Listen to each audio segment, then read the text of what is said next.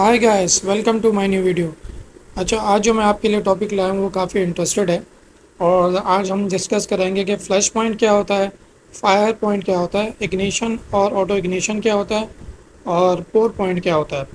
तो हम एक एक करके इसको डिस्कस करते हैं। आप इस वीडियो को आखिर तक देखें ताकि आपको इन चीज़ों के बारे में पता चल सके। सबसे पहले हम फ्लैश पॉइंट की बात करते हैं कि flash point temperature, the minimum temperature at which there are enough vapours of the flammable material to ignite when ignition source is brought near to it, but when ignition source is remove the fire is extinguish. यानी इसका मतलब क्या हुआ, जब कोई भी flammable material आपका fuel हो सकता है, ऑयल हो सकता है, वो सारे मटेरियल जिसमें आग लग जाए।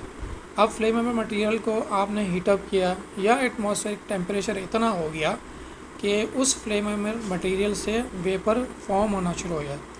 उस वेपर जब जैसे फॉर्म होंगे उस फ्लेमेबल मटेरियल से, तो जब भी कोई इग्निशन सोर्स, यानी कोई अगर मैं माचिस जलाऊँ उसके करीब ले जाऊँ या कोई भी इग्निशन सोर्स उसके करीब ले जाएँ, तो उसके वेपर में अगर आग लग जाती है तो उस टेम्परेचर पे, यानी फ्लेमेबल मटेरियल के उस टेम्परेचर पे वेपर में आग लग गई तो उसको कहते हैं उसका फ्लैश पॉइंट टेम्परेचर। यानी उस टेम्परेचर पे उस वेपर में वेपर फॉर्म हुआ और वेपर फॉर्म होने के बाद उसमें आग लग गई, that is called flash point temperature. But इसमें एक और कंडीशन है कि अगर आपने इग्निशन सोर्स, जो एक्सटर्नल सोर्स जैसे कोई माचिस है या कोई भी इग्निशन सोर्स है जो फ्लेमेबल मटेरियल में आग लगा रही है, तो आपने इग्निशन सोर्स जैसे रिमूव करेंगे तो वो क्या होगा, आग बुझ जाएगी। तो मैंने एक छोटी सी तस्वीर इसमें शेयर की हुई है, वो आपको समझ में आ जाएगा कि फ्लैश पॉइंट टेम्परेचर क्या है।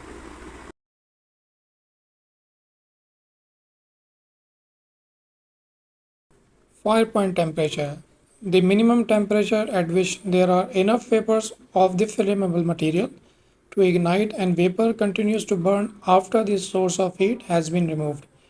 यानी कि फायर पॉइंट टेम्परेचर क्या है, जैसे मैंने पहले ही बताया था, फ्लेमेबल मटेरियल, कोई भी फ्लेमेबल मटेरियल जिसको हीटअप किया जाए या सराउंडिंग का टेम्परेचर इतना ज़्यादा हो जाए कि उस फ्लेमेबल मटेरियल से वेपर फॉर्म होना शुरू हो जाए, तो उस टेम्परेचर पे जब वेपर फॉर्म होना शुरू हो जाएंगे तो वो बेसिकली फायर पॉइंट टेम्परेचर कहलाएगा।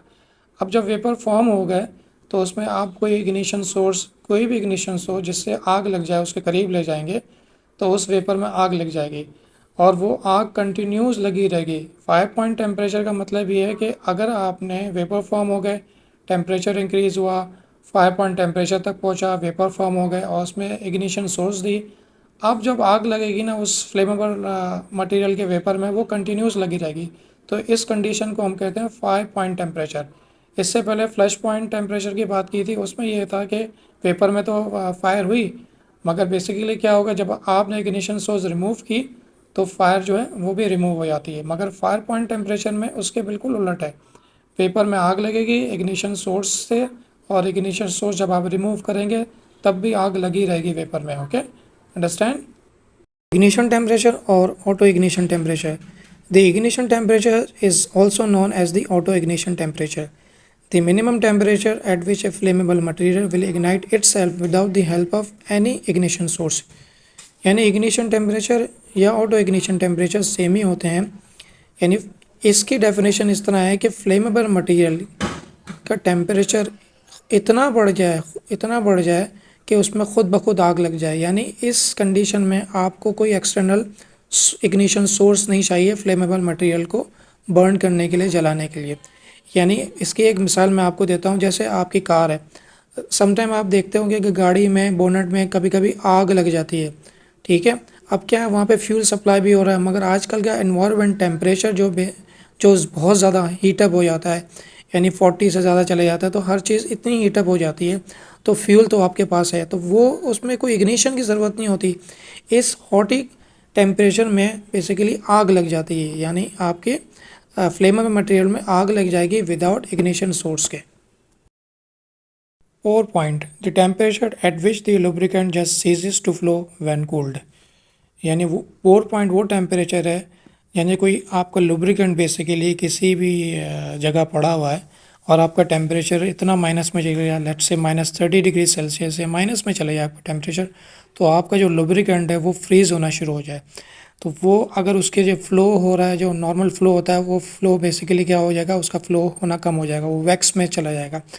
तो बेसिकली वो टेम्परेचर जिसमें आपका अपना लुब्रिकेंट फ्रीज़ होना शुरू हो जाए, उसको हम पोर पॉइंट कहते हैं।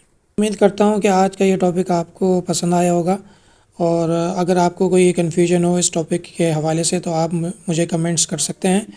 और अगर आप चैनल पर नए हैं तो मेरे चैनल को लाइक करें, सब्सक्राइब करें। Thank you very much.